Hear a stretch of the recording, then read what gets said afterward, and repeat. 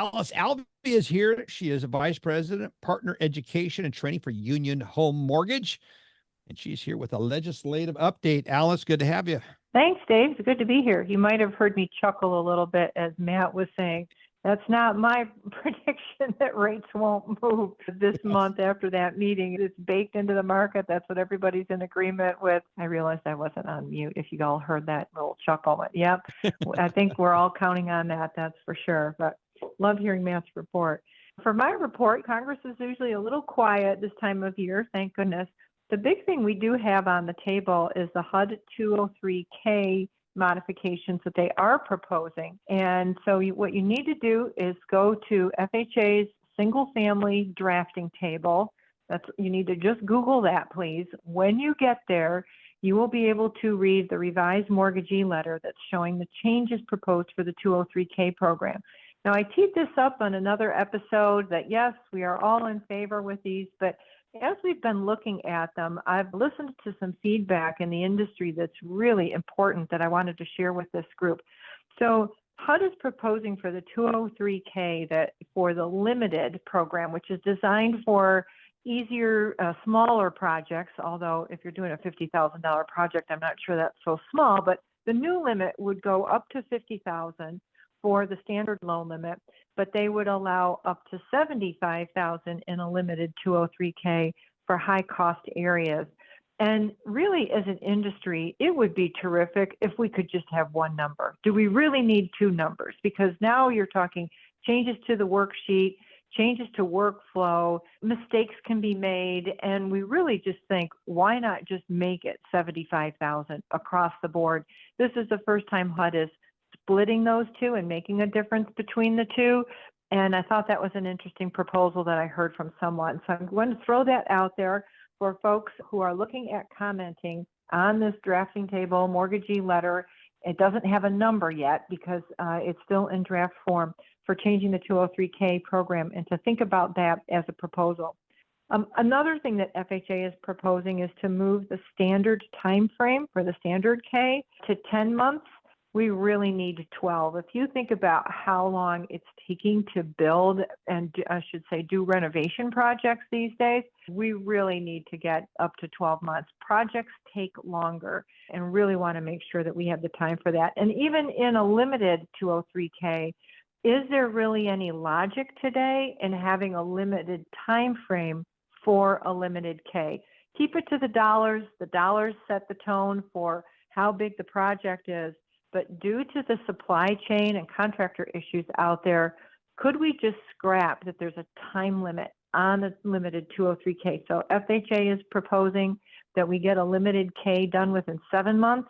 We usually need extensions for those, and we are good at renovation lending. We are magnificent at it, and still see that why should this be a criteria? Maybe look at removing that altogether. So a few things I want to plant for the industry to think about as you have the opportunity to comment on the changes to the 203K program and how FHA is planning to put these in a mortgagee letter.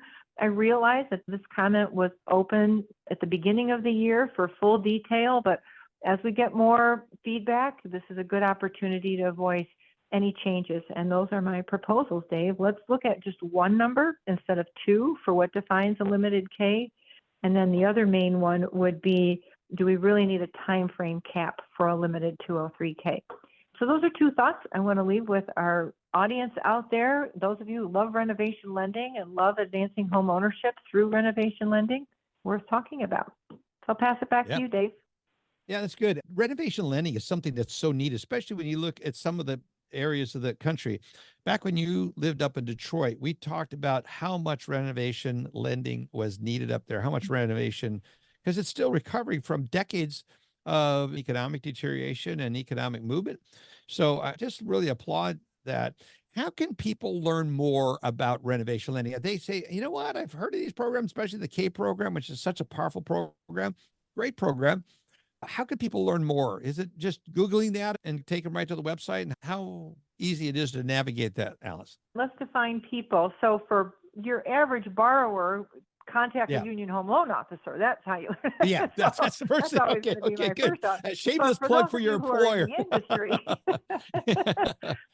those of you who are in the industry and you're saying, how can I learn about Yes. 203Ks? It is something where it helps to have somebody who has experience. So finding somebody in the industry, learning about them. I'll give a plug here for Deal and Associates. They're Yeah. a great company that offers FHA and VA training. We use their online training to get new loan officers up to speed. They have some self-pay stuff as well as they do classrooms. So it's DIEHL and Associates. They've been around a super long time, and you can really trust the information that you get from them. So from a training aspect, the agencies offer some stuff, but that's my shameless plug for that group. I'll have to let them know Good. I said that. Yeah, I you hope sure they're okay with that. Well, it's the second time you've done that. They are a great group. They do a great job in the training, and I've looked at the material. It is very comprehensive, and it's really good stuff. Thank you, Alice. Appreciate you being here. Be sure to say hi to everyone, all our friends there at Union Home. Great company. And one question I can anticipate: it sounds like you guys are fairly active in the renovation loans and the K programs. Yeah, absolutely. It's a great niche. And you mentioned it earlier. We really see the need in the urban communities, especially that there is the opportunity for rehabilitating the homes that have been there since World War II and really helping to revitalize those areas. So yes, it is a great product. It's a complex product. It is harder than new construction. A lot can go wrong, and now you're left with a lot of mess because something's in the middle of being worked on. It's always harder to fix something than it is to build it new. And once you get the hang of it, it is a great product to have in your tool belt. If you talk to any good remodeler, they'll say the key is, does the house have good bones? In other words, does the structural integrity, if it's solid, it's really, it's such a big advantage. But some of these homes have so much character, and they don't build homes like that anymore. And there are more affordable, boxier kind of houses that look like row housing, but there's some of them that have so much character. So it's a great opportunity, a great investment, a fix and flip for those. This is a K program, if I understand correctly, Alice, is more of a fix and own, but you could use it for renovation and owning it and then moving on to another renovation if you're so inclined, right? Correct? It is an owner-occupied product for the most part, and with the idea that you're going to live in it for a year. Some of those renovations take a year. I was just saying, by the time you get it all done. Yeah, great point. Thanks, Alice. Great report. Very good report. Gives me kind of some things to talk about with some of our clients that we're talking to about considering the K program. Outstanding. And you're an expert in it. Thank you so much for being here, as you are each and every week. All your Christmas shopping done. My wife is busily finishing up the wrapping, and I think she's taking them all to the post office or however she to UPS and shipping them out. It's just one of those things where this time of the year, you got yours all done? Oh, no. I wish I did. For those of you who are last minute shoppers, more power to you. That's me this year. Yeah, that's what I am. I try. I do some in July, and then here I am doing most of it very late. It's been a busy season. Yeah, it's a busy season and you're busy there. Thanks so much for being part of the podcast, Alice. Really appreciate it very much for your contribution.